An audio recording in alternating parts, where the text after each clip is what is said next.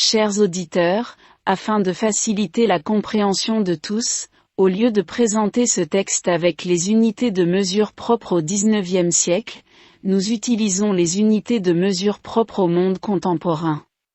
Pour ceux qui souhaitent obtenir ce contenu avec les unités utilisées au XIXe siècle, il est disponible via un lien dans cette liste de lecture.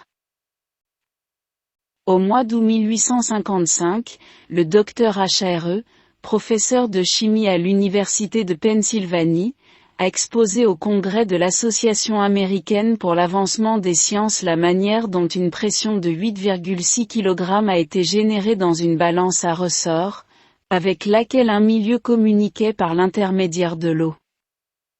La conception de l'appareil et sa description figurent dans l'ouvrage que le Dr H.R.E. a publié l'année suivante à New York sous le titre Experimental Investigation.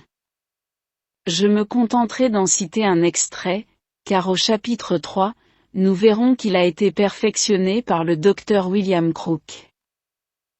En 1868, alors que le médium Ohm se trouvait à Londres, plusieurs scientifiques éminents, notamment le Dr Cromwell Fletwood Varley, aujourd'hui membre de la Société royale de Londres, étudièrent les phénomènes qu'il produisait.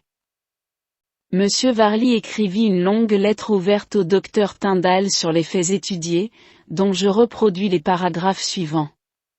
Souhaitant répondre à vos demandes, je vais donner une brève description des phénomènes physiques dont j'ai été témoin à 2 occasions différentes avec Ohm, et des précautions que j'ai prises pour éviter toute fraude.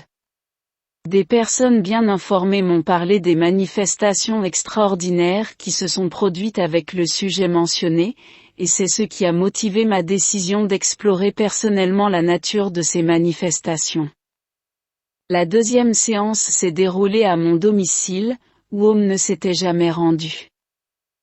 De nombreux phénomènes similaires à ceux décrits se sont produits.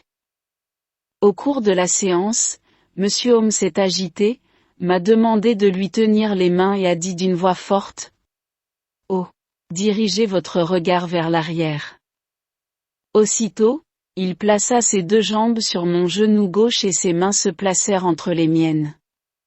Dirigeant le regard vers l'endroit désigné par Ohm, nous vîmes s'approcher, comme mus par une force invisible, une petite table à roulettes qui, au début de la séance, occupait une place immédiate à la fenêtre. Un long canapé, assez large pour accueillir 8 personnes, traversait la pièce dans laquelle nous étions réunis. La fraude était impossible. Vous vous demandez peut-être pourquoi je n'en ai pas parlé plus tôt, mais la réponse est simple. Vous savez parfaitement comment, dans ce monde divisé, les nouvelles découvertes sont accueillies. Je me suis efforcé, autant que l'occasion, la santé et les engagements me le permettaient, d'étudier la nature de la force qui donne naissance à de tels phénomènes, mais jusqu'à présent je n'ai réussi qu'à découvrir que la source de cette force physique doit être recherchée dans les systèmes vitaux des participants, et en particulier du médium.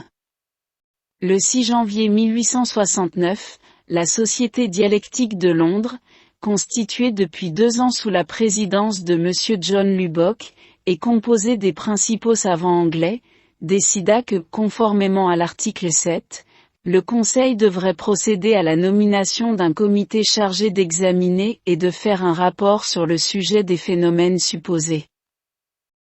Il s'agit du rapport de la Commission.